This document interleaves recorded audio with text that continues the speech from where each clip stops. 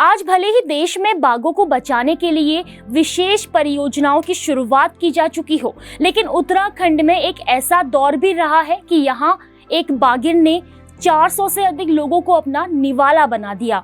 इस बाघिन का शिकार करने के लिए विदेशी मूल के शिकारी को बुलाना पड़ा।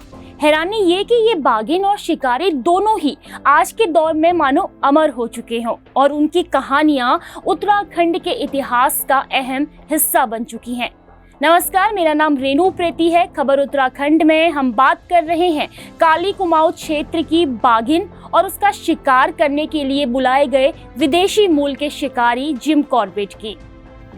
वैसे जिम कॉर्बेट और उत्तराखंड में जंगल और वन्य जीवों का जिक्र एक दूसरे के बिना पूरा नहीं हो सकता है। कौन थे जिम कॉर्बेट, आखिर कहां से आए, उत्तराखंड से क्या था जिम कॉर्बेट का नाता?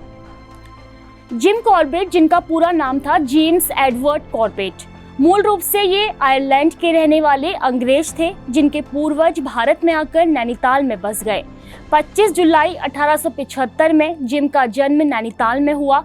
यहीं के जंगलों में जिम पले बड़े, तीर कमान चलाया करते थे। पढ़ाई में इनका कम मन लगता था, इसलिए बताया जाता है कि 18 से 19 साल की उम्र में इन्होंने रेलवे में भी नौकरी की। लेकिन कॉर्बेट को लोग जंगल और शिकारी के रूप में ही जानते हैं। ऐसा शिकारी जिसने अपने शौक के लिए कभी शिकार नहीं किया, केवल आदमखोर को ही अपना निशाना बनाया।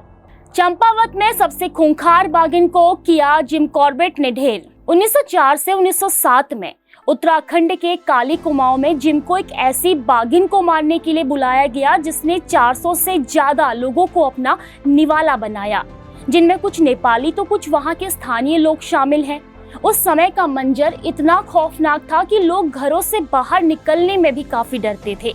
कोई भी शिकारी उस बाघिन को नहीं मार पाया, लेकिन शिकारी जिम कॉर्बेट ने चंपावत के गौड़ी रोड में बाघ बरूड़ी नामक जंगल में उस खतरनाक नरभक्षी बाघिन को मौत के घाट उतारकर गांव वालों को बाघिन के आतंक से राहत दिलाई।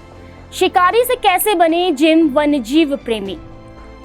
जिम कॉर्बेट की आदमखोरों को मार गिराने की ऐसी कई कहानी है जिसमें जिम कॉर्बेट ने लोगों को आदमखोर शेर, बाघ के आतंक से निजात दिलाई है। जिम कॉर्बेट का ये कहना था कि कोई भी जानवर तब तक किसी भी इंसान को नुकसान नहीं पहुंचाता जब तक कोई इंसान जानवरों पर हमला ना करे।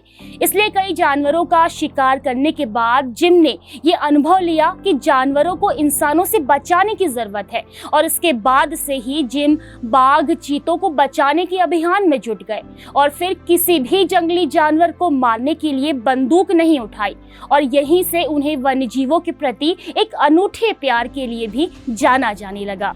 1936 में बनाया वन्यजीवों के लिए नेशनल पार्क।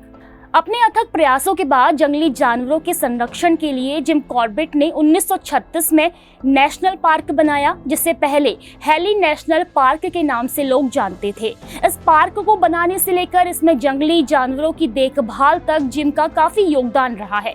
हालांकि बाद में जिम कॉर्बेट का जंगल जानवरों के प्रति प्यार और संरक्षण को देखते हुए 1957 में हेली नेशनल पार्क का नाम बदलकर जिम की याद में कॉर्बेट नेशनल पार्क रखा गया। आज भी नहीं भूले जिम कॉर्बेट को रामनगर के लोग। रामनगर में जगह जगह दिखती है कॉर्बेट की याद। अपने आखिरी दिनों में जिम भारत छोड़ केन्या में रहने लगे और 1955 में वे अपने जंगल, जानवर, अपने गांव काला ढूंगी को छोड़ दुनिया को अलविदा कहकर चले गए। लेकिन उनका जंगलों के प्रति प्रेम, जानवरों का संरक्षण व उनकी कई यादें आज भी उत्तराखंड में जिंदा हैं। रामनगर के लोगों के दिलों में आज भी जिम बसे हुए हैं। यदि आप रामनगर आएंगे तो आज भी वहां आपको अधिकतर दुकानें, होटल जिम कॉर्बेट के नाम से दिखाई देंगी। कॉर्बेट आज भी रामनगर के लोगों के अर्थव्यवस्था की रीढ़ बने हुए हैं। जेम्स एडवर्ड कॉर्बेट आज एक ऐसा नाम है जो हमेशा के लिए लोगों के दिलों में बेहतरीन शिकारी, वन्यजीव प्रेमी और एक ऐसे अंग्रेज के रूप में याद रहेगा जिनके दिल में हिंदुस्तान बसता था।